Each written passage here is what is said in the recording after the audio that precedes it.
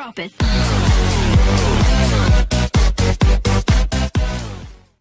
Assalamualaikum warahmatullahi wabarakatuh. Selamat datang saya ucapkan kepada siswa kelas 7 SMP Negeri 1 Secang. Selamat menjalankan MOS di hari ketiga ini. Perkenalkan, nama saya Yulhilman Safitri atau sering dipanggil dengan Pak Hilman. Nah, kali ini saya akan membawakan materi tentang anti narkoba. Sebelumnya saya mau sampaikan bahwa saya mengajar pelajaran seni budaya. Mungkin ada yang bertanya-tanya, Pak, seni budaya apa ada hubungannya dengan narkoba? Gak ada. Tapi yang jelas adalah narkoba itu bukan seni dan bukan budaya bangsa Indonesia. Nah, untuk lebih jelasnya nanti kalian bisa saksikan slide demi slide tentang materi anti narkoba. Oke, selanjutnya kita masuk ke dalam materi. Baik anak-anak, kita langsung menuju ke materi anti narkoba ya.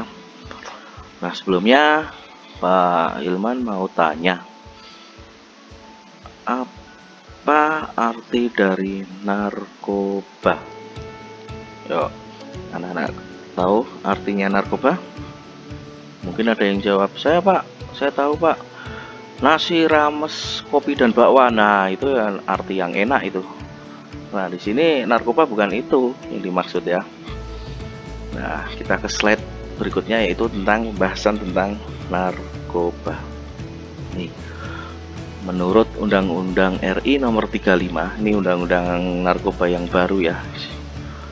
Pasal 1 itu dijelaskan bahwa narkoba adalah singkatan dari narkotika dan obat-obatan terlarang. Kementerian Kesehatan Republik Indonesia mengeluarkan istilah yang namanya NAPSA, sama juga. Ini yang dikeluarkan oleh Kementerian Kesehatan Republik Indonesia. Artinya NAPSA adalah narkotika, psikotropika, dan zat adiktif. Nah, kita akan coba bahas satu-satu. Narkoba itu apa, jenisnya apa, NAPSA apa. Nah, silahkan kalian ikuti. Yang pertama adalah narkotika. Ini menurut undang-undang tentang narkoba ya, Undang-Undang nomor 35 tahun 2009 dijelaskan.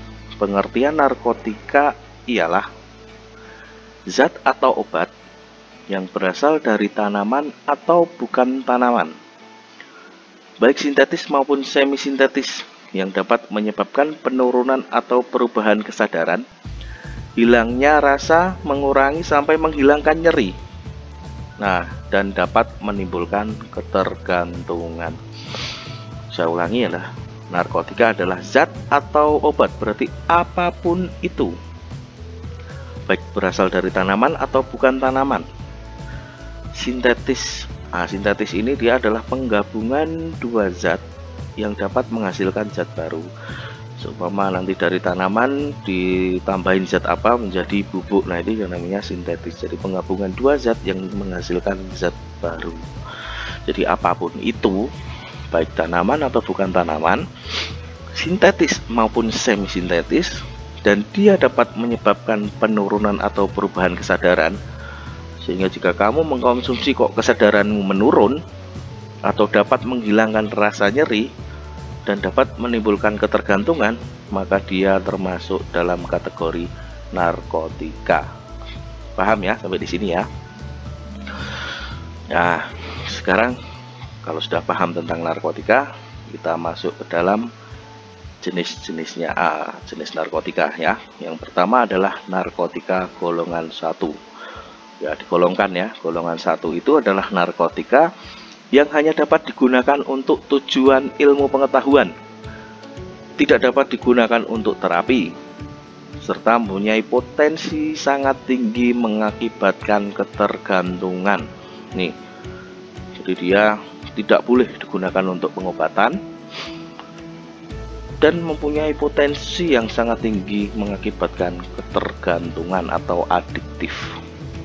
Contohnya apa? Nah, di sini sudah dijelaskan ya, ada heroin, kokain, terus daun kokanya, opium, ganja, dan sebagainya. Nah, contohnya seperti ini nih. Bisa kalian lihat, ini daun koka, terus ini daun ganja. Ini juga masih daun ganja ya. Nah, ini opium, yang diambil adalah getahnya. Ketika getah ini nanti diambil, dicampur dengan zat menghasilkan bubuk. Nah, itu yang disebut dengan sintetis. Ya, ini semua adalah narkotika golongan 1. Sangat-sangat berbahaya. Yang kedua, kita masuk ke narkotika golongan kedua. Apa itu golongan 2? Adalah narkotika yang berkhasiat untuk pengobatan. Nah, di sini ada kata pengobatan, namun digunakan sebagai pilihan terakhir. Bukan terus langsung, oh sakit ini harus pakai ini. Bukan, ini sebagai pilihan terakhir jika sudah tidak ada obat lagi. Dapat digunakan juga untuk terapi dan untuk pengembangan ilmu pengetahuan. Ini juga masih mempunyai potensi yang sangat tinggi mengakibatkan ketergantungan. Contohnya morfin, betidin, metadon. Nah, ini kita lihat gambarnya seperti apa sih morfin. Nah, ini bubuk ya. Zaman dulu, perang zaman dulu ya, itu morfin ini digunakan oleh tentara-tentara. Ketika tertembak, mereka langsung disuntikan morfin ya, untuk menghilangkan rasa sakit ya. Dan ini adalah betidin. Di sini tertulis ya, harus dengan resep dokter. Jadi ini adalah salah satu obat-obat yang terlarang, golongan 2. Kita lanjut ke narkotika golongan ketiga. Apa itu? Yaitu adalah narkotika yang berkhasiat untuk pengobatan, banyak digunakan dalam terapi dan tujuan pengembangan ilmu pengetahuan, serta mempunyai potensi ringan mengakibatkan ketergantungan. Ada kodein, buprenorfin. Nah, ini semua adalah obat-obatan yang harus dengan resep dokter. Seperti apa? Nah, ini kodein selalu harus dengan resep dokter di sini. Ini buprenorfin seperti ini ya. Itu adalah jenis-jenis narkotika dari golongan 1 sampai 3. Terus selanjutnya adalah psikotropika. Nah, apa itu psikotropika? Suatu zat atau obat alamiah ya. Zat atau obat alamiah maupun sintetis, bukan narkotika. Nah, ini jadi dia zat, obat ataupun sintetis, tapi dia bukan narkotika, yang berkhasiat psikoaktif melalui pengaruh selektif pada susunan syaraf pusat yang menyebabkan perubahan khas pada aktivitas mental dan perilaku. Jika kalian apapun itu, suatu zat atau obat ketika diminum terus dia dapat menyebabkan perubahan pada aktivitas mental seperti lelet atau dia responnya sangat lambat. Nah, maka barang itu dapat dikategorikan dalam jenis psikotropika. Nah, jenis-jenisnya juga golong-golongan ya, psikotropika.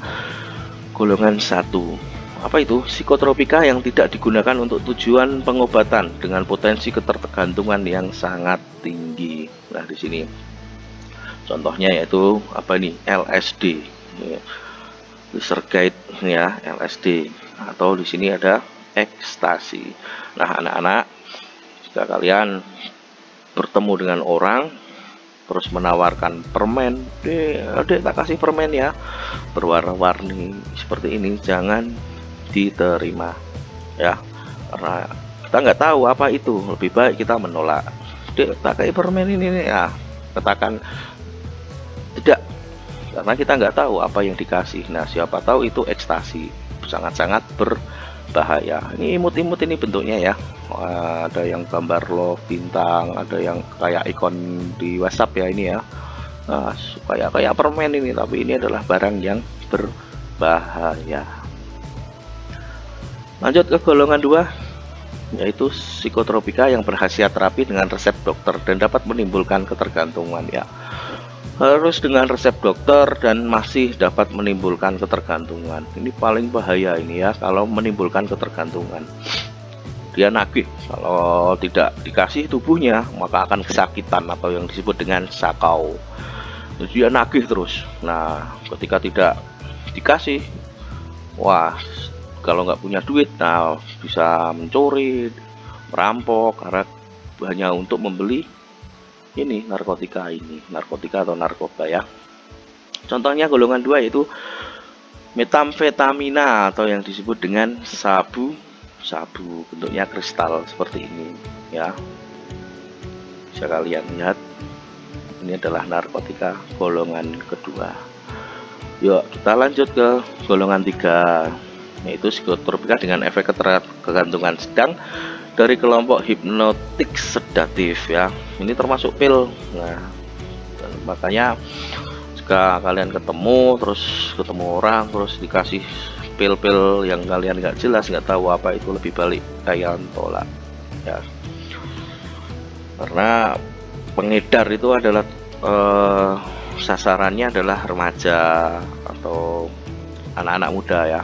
Ketika anak-anak muda Indonesia ini sudah menjadi pemakai, nah maka hancurlah generasi bangsa. Tujuannya adalah menghancurkan generasi bangsa. Yaitu psikotropika golongan 4, psikotropika yang efek ketergantungannya ringan dan dapat digunakan untuk terapi dengan resep dokter. Ya, walaupun ini ringan, tapi jangan sekali-kali kalian mencoba ya. Ini pil koplo atau pil Y. Walaupun ringan, tapi ini digunakan hanya dengan resep dokter.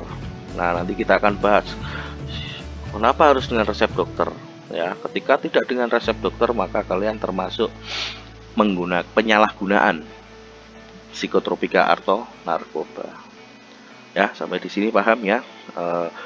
Golongan narkotika ada 3, golongan psikotropika ada 4, dari golongan 1 sampai 4. Baik, nafsa tadi adalah narkotika, psikotropika, dan zat adiktif. Kalau dari undang-undang narkoba itu hanya narkotika dan obat-obatan terlarang, sama saja ya. Nah, kita lanjut ke dalam zat adiktif. Apa itu zat adiktif? Adalah bahan atau zat yang berpengaruh psikoaktif di luar narkotika dan psikotropika. Ya, dia dapat berpengaruh pada psikoaktif, perubahan perilaku ya. Ini dalam zat adiktif ini, kata adiktif ini adalah artinya adalah ketergantungan. Jadi zat-zat yang dapat membuat ketergantungan. Salah satunya yang pertama adalah minuman alkohol. Mengandung etanol atau alkohol yang berpengaruh menekan susunan saraf pusat dan sering menjadi bagian dari kehidupan manusia sehari-hari dalam kebudayaan tertentu ya. Intinya adalah berpengaruh menekan susunan saraf pusat. Nah, minuman beralkohol ini digolongkan menjadi 3, yaitu golongan A dengan kadar etanol atau alkoholnya 1-5%, contohnya bir. Golongan B kadar etanolnya 5-20%. Nah, ini berbagai minuman anggur, wine. Dan golongan C dengan kadar etanol yang tinggi 20-45, whisky, vodka, Menzenhouse, Johnny Walker. Nah, ini adalah golongan-golongan alkohol. Kemudian zat adiktif apalagi? Inhalasi atau gas yang dihirup, mudah menguap ya. Terdapat pada berbagai barang keperluan rumah tangga, kantor, atau pelumas mesin. Nah, ini sering disalahgunakan adalah lem thinner atau penghapus zat kuku bensin. Nah, dihirup, lem dibuka terus dihirup, terus dia mabuk. Nah, itu adalah penyalahgunaan zat adiktif. Ini sangat-sangat merusak tubuh ya. Nah, zat adiktif yang ketiga adalah tembakau.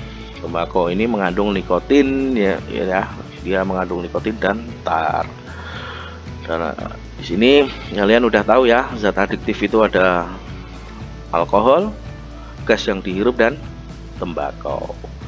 Nah, sampai di sini paham ya, apa itu narkotik, apa itu psikotropika, dan apa itu zat adiktif. Nah, setelah kalian tahu, terus kalian harus berusaha untuk mendeteksi dari orang-orang yang ingin kalian terjerumus ke dalam itu. Nah, saya katakan tadi, ketika ada orang yang mau ngasih pil yang imut-imut tadi, nah kalian, wah ini ekstasi, ini harus saya tolak. Nah, tujuannya adalah supaya kalian bisa mendeteksi jenis-jenis dari narkoba itu sendiri.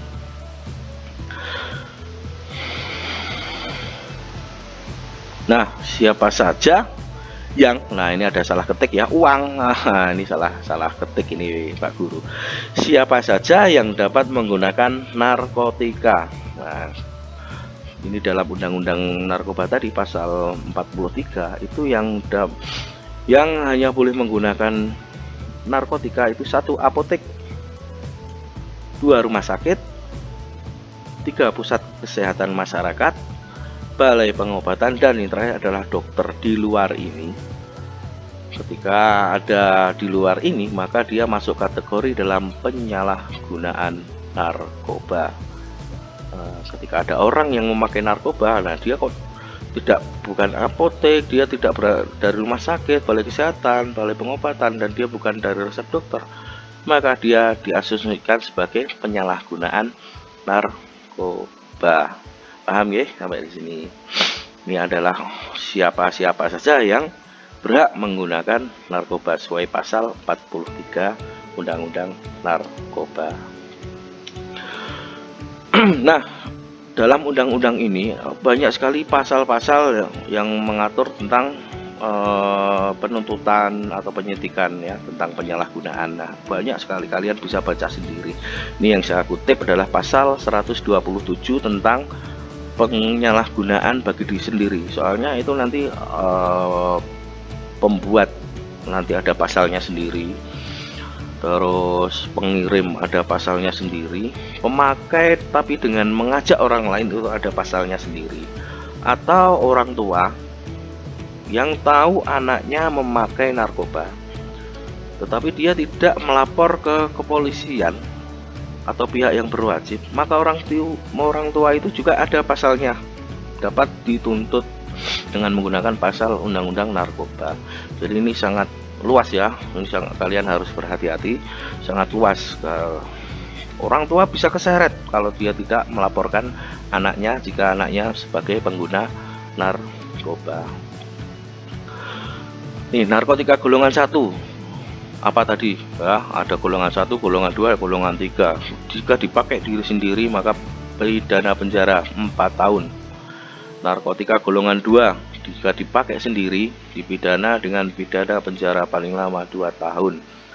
Narkotika golongan 3 bagi diri sendiri dipidana dengan pidana penjara dengan paling lama 1 tahun. Ini jika ada orang yang memakai dengan dirinya sendiri, tapi ketika orang itu mengajak orang lain maka pasal yang dipakai adalah berbeda, otomatis hukumannya juga berbeda.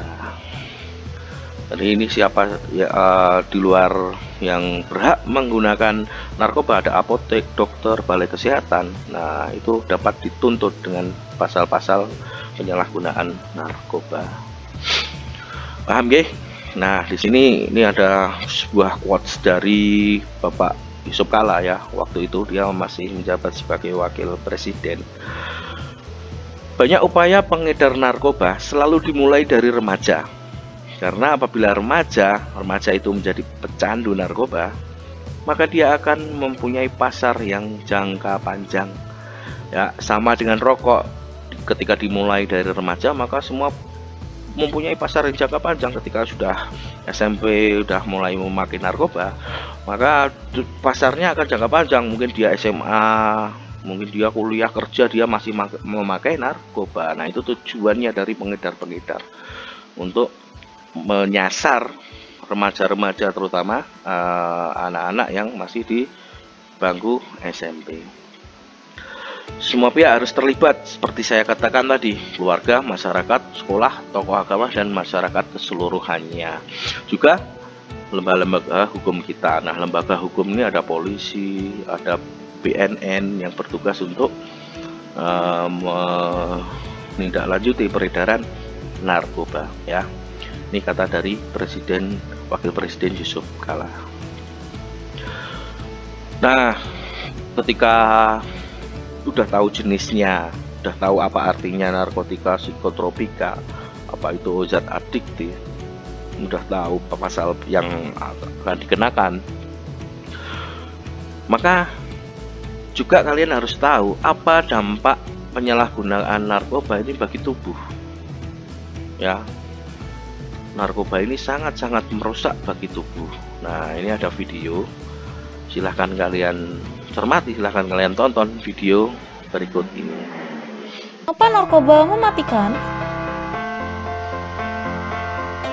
Karena narkoba mempunyai zat adiktif. Zat kimia sintetis ini sangat berbahaya bagi tubuh manusia. Karena zat adiktif bereaksi sangat cepat pada otak manusia. Zat kimia ini menghasilkan zat yang dinamakan zat dopamin. Zat dopamin akan meningkat pada sel-sel otak. Akibatnya, orang yang mengkonsumsi narkotika tersebut akan mengkonsumsi narkoba lagi, dan lagi, membuat kecanduan atau ketagihan pada pemakainya. Bila dikonsumsi secara berlebihan, zat kimia ini mengakibatkan gangguan saraf sensorik, penglihatan buram, hingga bisa menyebabkan kebutaan, serta bisa menyebabkan rasa kebas. Setelah itu, narkoba juga bisa menyerang saraf motorik. Otot menjadi tegang serta dapat menimbulkan gejala seperti otot yang melemah dan mengecil. Narkoba juga bisa menyebabkan kanker paru-paru. Bila narkoba dihirup, narkoba memiliki zat kimia beracun yaitu karsinogen. Bila dikonsumsi secara berlebihan, lama-lama paru-paru akan menghitam dan bisa meningkatkan risiko kanker paru-paru.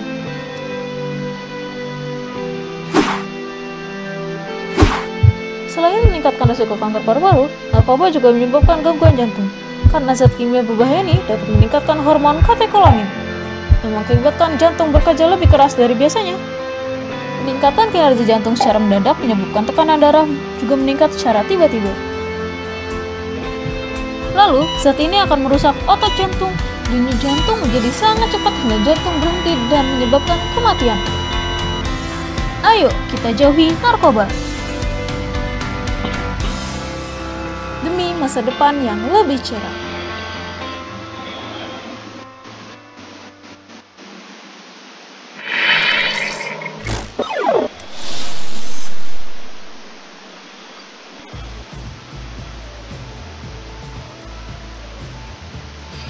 Nah, sudah kalian saksikan ya, ini adalah dampak penyalahgunaan narkoba pada tubuh. Pemakai narkoba itu selalu berhenti di 3 tempat ya, selalu berhenti di 3 tempat.